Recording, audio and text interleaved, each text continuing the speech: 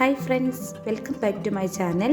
ഇന്ന് ഇവിടെ ചെയ്യാൻ പോകുന്ന വീഡിയോ അൺബോക്സിംഗ് ആണ്. ഒരു ടി വിയുടെ അൺബോക്സിംഗ് ആണ് ഇവിടെ ചെയ്യാൻ പോകുന്നത്. ഐവ ജപ്പാൻ ആൻഡ്രോയിഡ് ടി വി ആണ് നമ്മളിവിടെ ഇപ്പോൾ അൺബോക്സ് ചെയ്യാൻ പോകുന്നത്.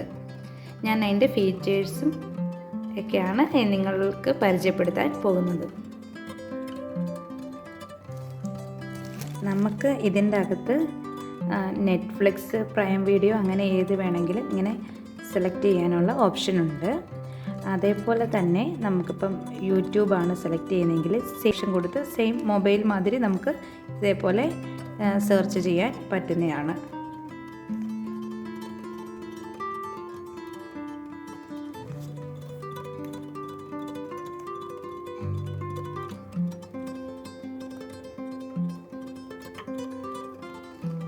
അതേപോലെ തന്നെ നമുക്ക് വോയിസ് രീതിയിലും ഇപ്പോൾ ടൈപ്പ് ചെയ്യാൻ പറ്റാത്തവർക്കാണെങ്കിൽ വോയിസ് ആയിട്ട് നമുക്ക് ഇത് സെർച്ച് ചെയ്യാൻ പറ്റുന്നതാണ്.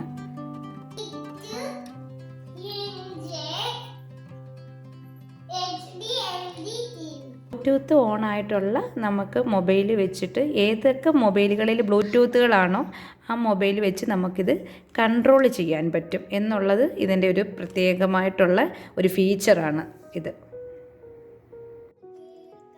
ഇതാണ്ട് നമ്മുടെ ഫോണിൽ ഇതേപോലൊരു ഓപ്ഷൻ വന്ന് നോട്ടിഫിക്കേഷൻ വന്ന് കിടപ്പുണ്ടായിരിക്കും. യൂട്യൂബ് എന്നും പറഞ്ഞുകൊണ്ട് കിടക്കുന്നുണ്ടാവും. നമുക്ക് ഇപ്പോൾ ഇത് ഏത് റൂമിൽ, നമ്മുടെ വീട്ടിലെ ഏത് റൂമിലിരുന്ന് വേണ്ടെങ്കിലും നമുക്കിത് വെച്ച് ഈ ഒരു ഓപ്ഷൻ വെച്ചിട്ട് നമുക്ക് കൺട്രോൾ ചെയ്യാൻ പറ്റും. ഇതിൻ്റെ ഒരു നല്ലൊരു ഫീച്ചറാണ്. ഇതിപ്പോൾ നല്ലൊരു ഫീച്ചറാണ്. നമ്മുടെ എത്ര ഫോൺ ഉണ്ടെങ്കിലും ആ എല്ലാ ഫോണുകളിലും നമുക്ക് ഇതേപോലെ ഓരോ നോട്ടിഫിക്കേഷൻ വന്ന് കിടപ്പുണ്ടായിരിക്കാം. നമുക്ക് അന്നേരം സ്റ്റോപ്പ് ചെയ്യണമെങ്കിൽ സ്റ്റോപ്പ് ചെയ്യാം, നെക്സ്റ്റ് വേണമെങ്കിൽ നെക്സ്റ്റ് കൊടുക്കാം. ഇതൊരു നല്ലൊരു ഓപ്ഷനാണ്. ഈ ഒരു ടി വിയുടെ ഒരു നല്ലൊരു ഫീച്ചറായിട്ട് ഇത് കാണുന്നു. ഹൈ ഡെഫിനിഷൻ ഇതിൻ്റെ ക്വാളിറ്റി.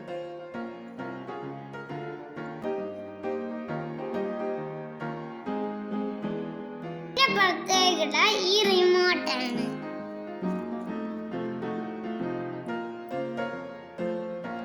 നെറ്റ്ഫ്ലിക്സ് ബട്ടനും ഡയറക്റ്റ് യൂട്യൂബ് ബട്ടനും ഉണ്ട്.